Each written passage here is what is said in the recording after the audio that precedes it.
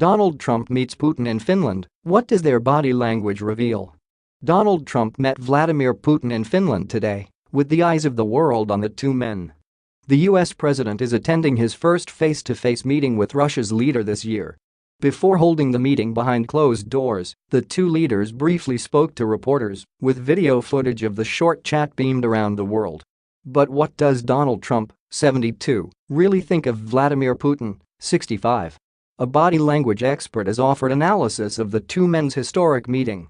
Judy James, author and body language expert, told Express.co.uk the duo are not as friendly as the warm words from Trump would have you believe. Previous to the meeting, Trump said that getting along with Russia would be a good thing, not a bad thing.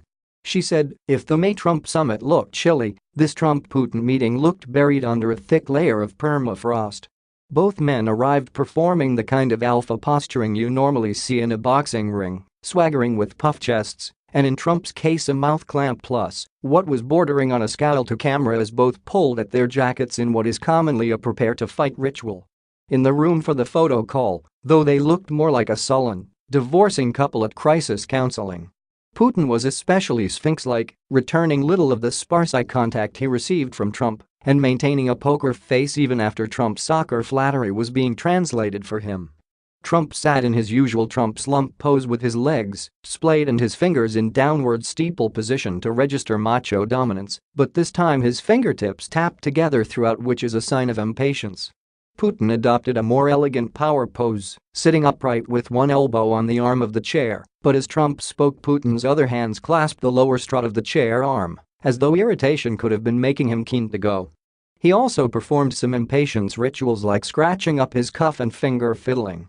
Trump instigated the handshake at the end, and it was performed from their seats with a long-distance arm stretch and no patting or prolonging additions to give any clues away about their feelings.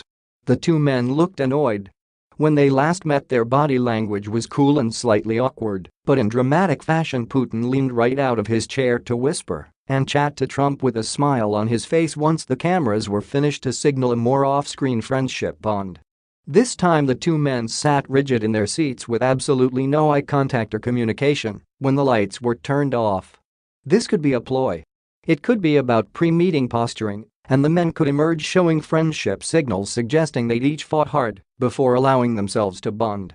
However, if they do emerge in the same frosty style, it could imply it might have been better had this meeting never happened.